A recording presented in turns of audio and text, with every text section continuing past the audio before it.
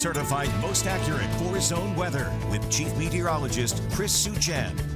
We have a lot that we're tracking right now, not necessarily here, but with the hurricane. Yep. Well, the hurricane, yeah, for sure. You know, by the way, this is going to be the strongest impact for Jamaica, eclipsing Hurricane Gilbert from 1988, which was a Cat 4. You think it sits out there in the Caribbean, it just gets hit constantly. Yeah. You know, around it, but this is going to be historic. Direct hit. This is going to be very much a historic storm for them. And then it's a cold front for us here. So we begin with our four-zone weather watchers. Let's do it. All right, because you're not going to see temperatures like this much longer this week. From 87 at Rogers Ranch, Bulverde 85. Then you go down south, Cotulla at 96. That's Carl Childers.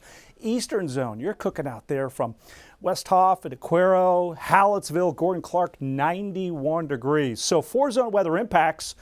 A front's on the way, and it's fire risk in our area, wildfire. It's going to bring gusts as it arrives 2 to 4 o'clock tomorrow.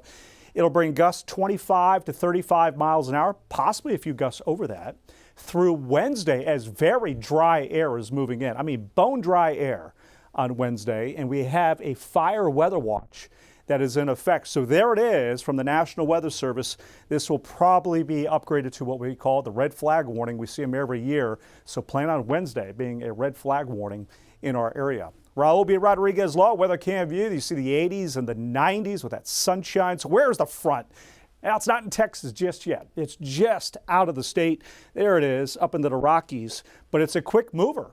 And it arrives tomorrow, I said, from 2 to 4 o'clock. As I see it in our planner forecast, we're going to be breaking a sweat for part of the afternoon.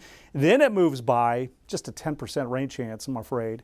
And you can see how much cooling we get as we go into the weekend with that drop in the humidity. So this is the way it looks, top-down view. As it arrives, some scattered clouds, but just not much of a rain chance until it's near the coastline here. So this will be a dry frontal passage. The temperatures, this is the way it looks around 3 o'clock to kind of give you an idea. Look at those 90s in the southern half of our area. Here's Wednesday morning, 40s and 50s. Wednesday afternoon in the 60s. And then Thursday morning in the 40s. And I do expect to see some 30s, especially up into the hill country. And in terms of the wind gusts, there you see as it goes by, 25 to 35 miles an hour. And then also on Wednesday, we'll still have windy conditions from the north-northwest here. The relative humidity, it starts really soupy tomorrow, and then as the front goes by, it drops a bit. But then check this out on Wednesday. We're going to run from about 10 to 15, 16% in the relative humidity. So it's going to be like a tinderbox out there. High to very high fire danger. And that red, that's extreme from the Texas A&M Forest Service here. So that's Wednesday. We have to be really on top of our game with all things fire in our area. 88 to 68 for the high temperature, 43 in San Antonio, 45.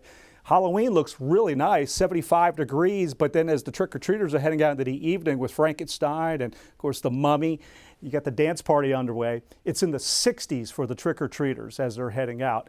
And then notice we have the clocks falling back 1 hour over the weekend, but no rain of consequence in the 7-day forecast. We just don't have a good soaking next 7 days. Western zone, your temperature drop. Hill country, you know, I think a couple spots could be flirting with a frost in the days ahead in those colder valleys. And here's a look at our eastern zone extended forecast. Guys, back to you.